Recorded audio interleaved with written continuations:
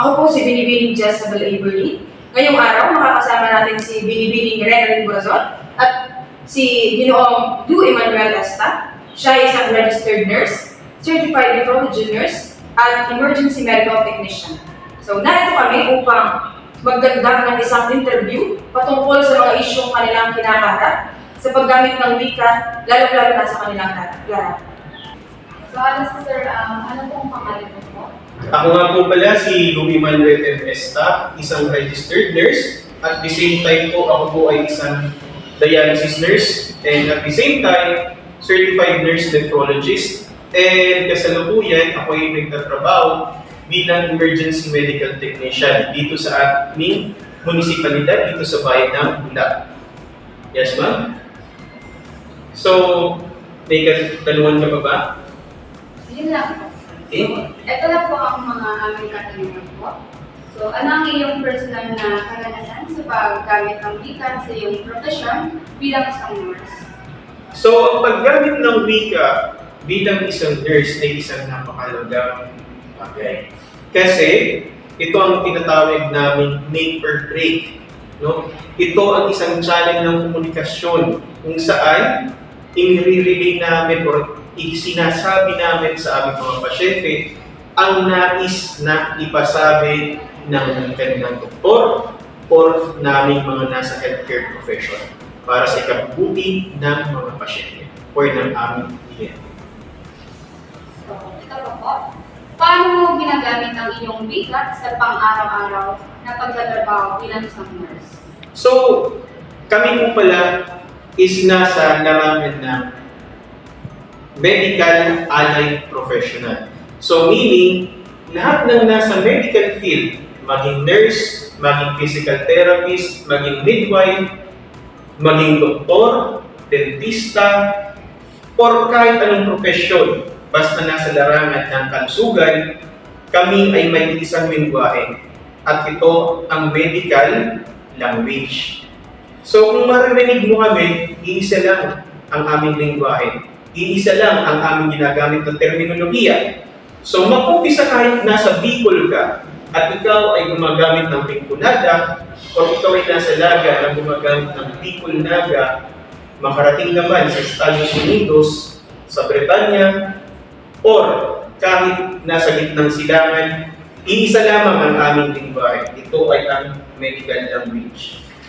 So, minsan kami po ay nahihirapan, lalong-lalo na pag isinasabi na namin sa aming pasyente. Kasi kailangan namin itong i-translate sa dialekto na maiintindihan nila or sa level na maiintindihan nila. Kasi iba ang gamit naming lingwahe, scientific medical.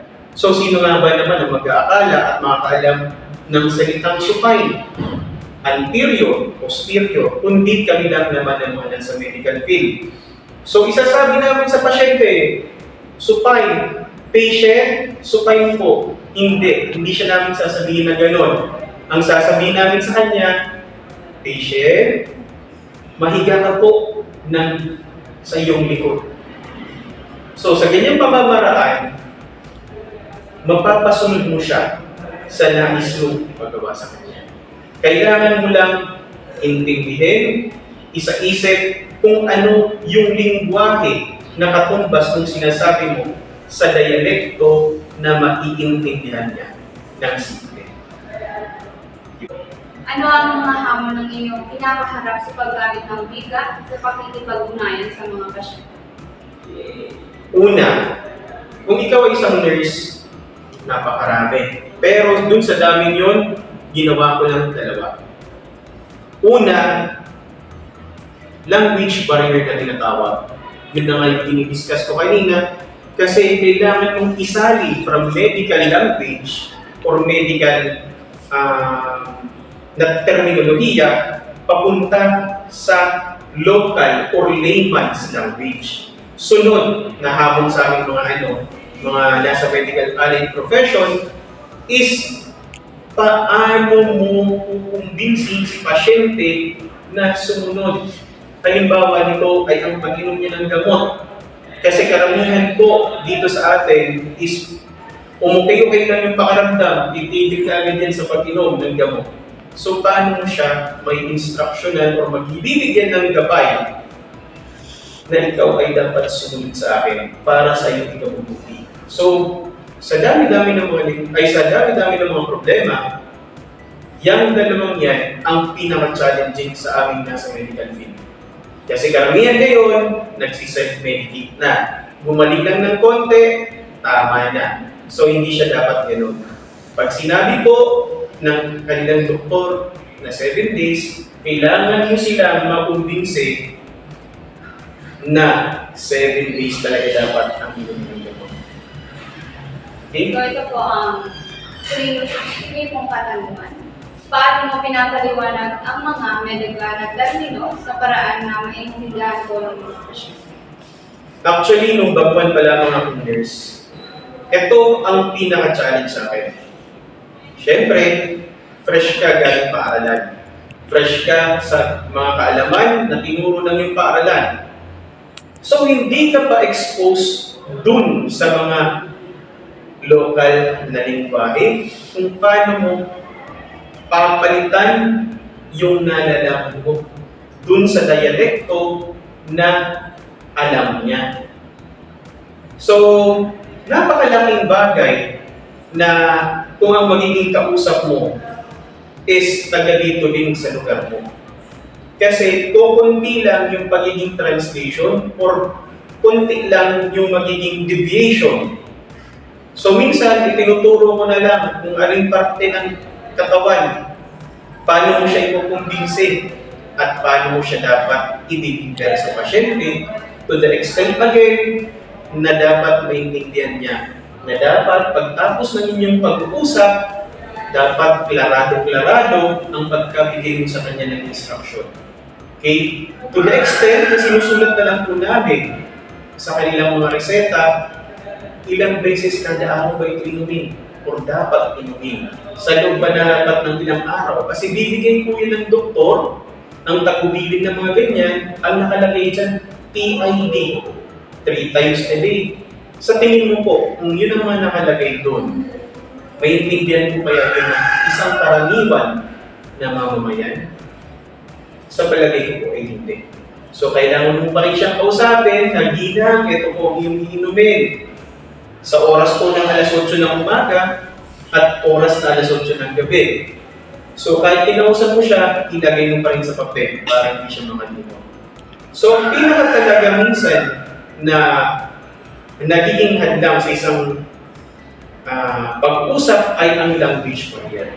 Kung saan, minsan nagiging mahirap para sa amin, lalo-lalo na ang pag-umbinse sa isang pasyente. Kasi minsan resistant, minsan di nakakaintindi, o di nakakaunawa.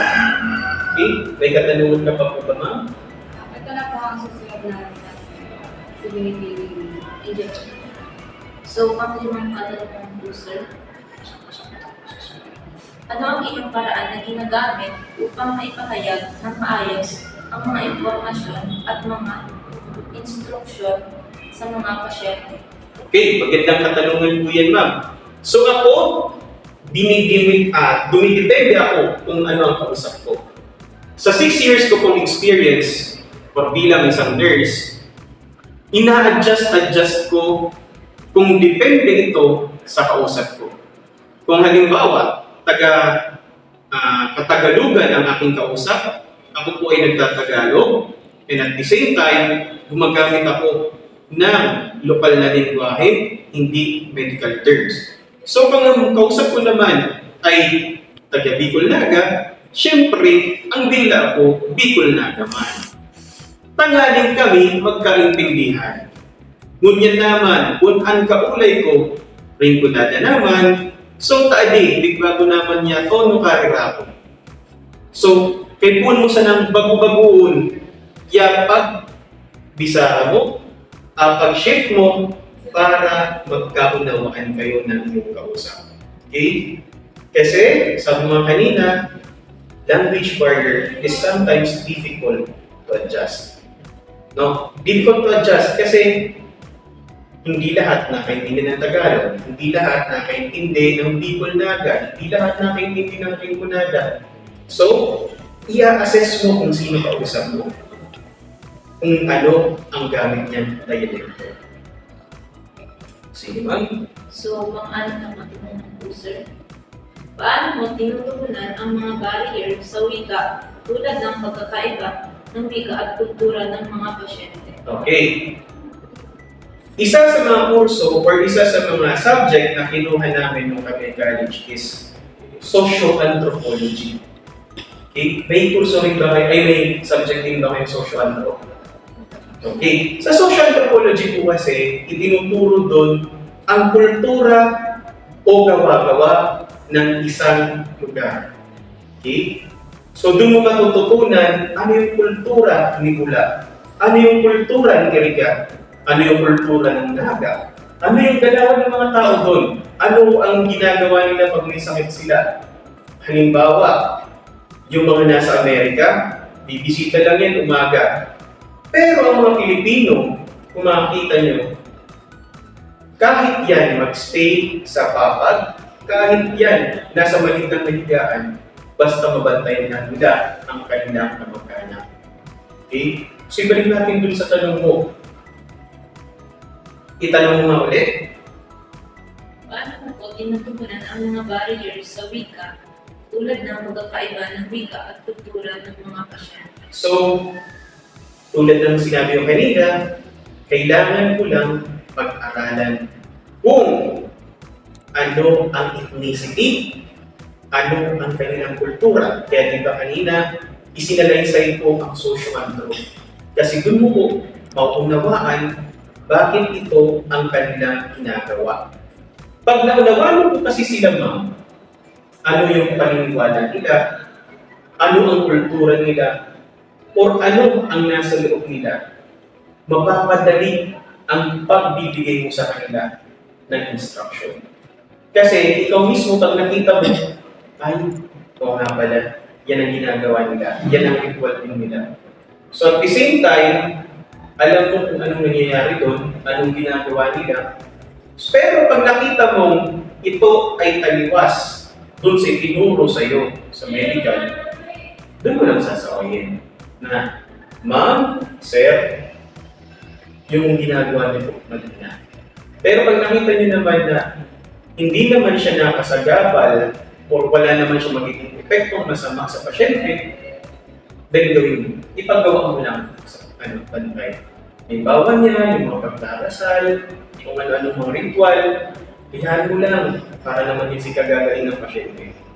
Okay? Pag naunawaan mo yun, bilang si Bantay kasundo mo, pati pasyente kasundo. Eto ba? Mas madali mo silang magpapasunod sa ipinapagawa mo. At the same time, wala kang makukuhang kaaway na bantay at pasyente. Yes, yan yung isa at ikatlo na pinoproblema namin. Nakakaaway namin pasyente, nakakaaway namin si bantay. Okay? Diba? Sir, ano po ang mga hakbang na iyong ginagawa upang mabuti ang iyong kakayahan sa pakikipag-ugnayan sa mga pasyente gamit ang wika? Okay, ma'am. Gamit ang wika. So, taon-taon or kada buwan, minsan may ginagawa kaming trainings, updates. So yun, pag nag-train kami, na-update kami, ikinicarry out agad namin ito or ginagawa namin agad ito sa kanila. As long as sa ikabubuti nila and ikakabuti ng kanilang kalusugan. Then at the same time, diskartahan mo na lang kung paano mo yun i-carry out sa kanila na mas madali para sa kanila pa rin. Mag-offer ka ng suggestion, mag-offer ka ng idea, kasi sa ganung pamamaraan, binibigyan mo sila ng idea na ano dapat ang kanilang gawin. At the same time, binibigyan mo pa rin sila ng choice at karapatan na mamili. Na gawin mo to para to sa ikabubuti mo. Pero at the same time, nasa dulo, pasya pa rin nila ang dapat nila. kung gagawin nila o hindi. No? Kasi meron tayong tinatawag na 10 rights of patients. Okay? So, right to choose sa noon. So, nasa kanila pa rin ang huling desisyon. Okay? So, sir, handa ka na ba sa susunod na katanungan? Hindi pa rin. Sige ma'am, tanong mo na po. Narito po ang pangwalong katanungan. Para po sa iyo, ano ang benepisyo ng pagsasalin ng mga dokumento at impormasyon sa wikang nauunawaan ng mga pasyente? Okay, dokumento and magsasalin. Mas nauunawaan nila at mas mauunawaan pa nila. No? Dalawa yan. Parang past, present, and future. Naunawaan, mauunawaan, at mauunawaan pa nila. Kasi, nakasarin ito sa dialekto na alam nga nila. Mas madaling intindihin. Kaysa naman po, bibigyan mo ako ng isang dialekto na wikang Ingles na ang napag-aralan ko lamang ay hanggang grade 6. O bibigyan mo ako ng isang poster na nasa wikang Ingles tulad doon.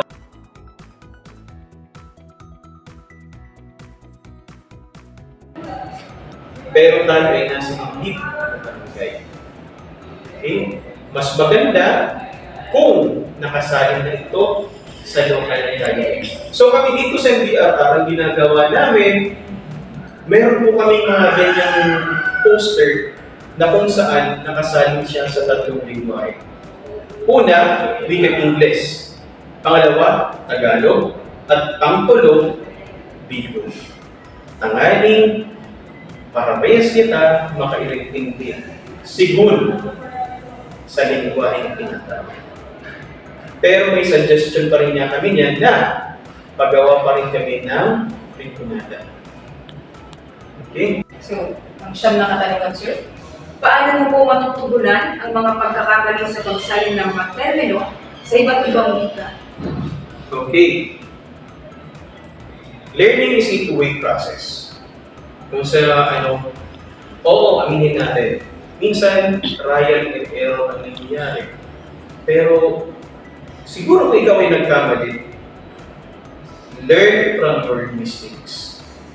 And, prior na ikaw ay kumawak ng isang pasyente, ng kliyente, mahalaga siguro malaman mo kung ano si pasyente, anong ethnicity, anong kultura, anong background nito. Para pag-harap mo sa kanila, presto, walang masyadong magiging problema. Yan yung isa sa natutunan ko nung ako po ay nasa Manila pa. Eto, hindi to karaniwang tao. Sila yung mga doktor mismo ng pasyente. So, paano ka makikipag-usap sa kanila? Paano mo sila i-convince na uwi sa amin ka mag-refer ng pasyente hindi sa kanila? So, doon pa lang, kailangan mo na kagad, i-convince siya. Dapat malaman mo kung saan yung kiliti niya and paano mo siya i-approach. Bottom line, malaman mo kung paano mo siya dapat i-approach. Sa ganung pamamaraan, hindi ka mahihirapan na i-sales talk, i-convince ang isang tao. Bago mo paharapin, utang na loob, kilalanin mo na ng konti sino magiging kaharap mo. Or anong tao magiging kaharap mo. Okay? Kasi yun ka mag-a-adjust. No? Pag nakagraduate na kayo, malalaman mo yan. Halimbawa, ikaw ay magtuturo na. Di ba nagkakaroon ka ng pre-test? Kasi ina-assess mo what is the level of learning na magiging kaharap mo. Alam na ba ito nila? Paano magiging approach ko sa kanila? Ganun din po sa aking kliyente. Pagkaharap mo, bago ka umarap sa kanila, ano ba ang magiging kaharap ko? Sino ba magiging kausap ko? Kasi doon depende ang magiging approach mo. Okay? Wala naman sa diskriminasyon. Pero napakahalagang unawain mo at i-adjust mo sa sarili mo bago ka umarap sa ibang tao. Okay? Para wala kayong maging maging problema, maging language barrier, o ano pa man na maging kahirapan in the future. Lalo-lalo na pag kayo nag-usap. Ang mga paraan na ginagamit mo upang maunawaan ang mga kultura at kaugalian, lalo-lalo ang mga paniniwala ng mga pasyente. So, ako ang ginagawa ko is more on reading. Kasi iba-ibang tao, iba-ibang attitude, iba-ibang kultura, iba-ibang paniniwala, iba-ibang tradisyon. So, kailangan mo lamang itong unawain, isa-isip at isa-puso. Okay? As much as possible, kung nakikita mo, tulad nga ng sabi ko kanina, kung nakikita mo naman, hindi naman makakasama ito sa pasyente, at wala naman itong maging epekto sa kanyang paggagamot o sa kurso ng gamutan, then hayaan mo lang. Pero kung nakita mo naman na may magiging epekto ito at makakasama ito sa pasyente, saka mo lang sabayin. Okay? Anyway, ang ginagawa naman ng mga bantay is para sa ikaka-ginhawa ng pasyente. Depende sa kaso ng pasyente ha. Kasi minsan, kailangan mo lang ng patient education.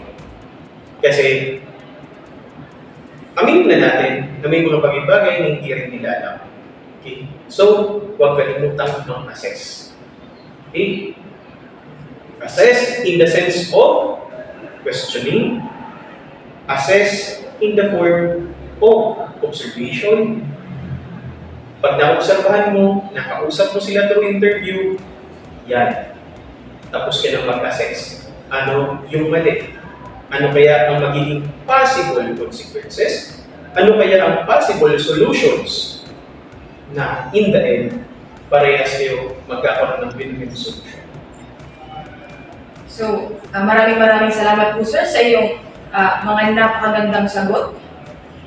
Marami po kaming natutunan, lalo-lalo na po kung paano namin kakarapin ang bawat tao or bawat individual sa ating lipunan, ano yung mga kultura o yung mga nakagalian nila. So bago po magtapos ang ating interview, meron po kami inihaldang simpleng regalo para sa iyo.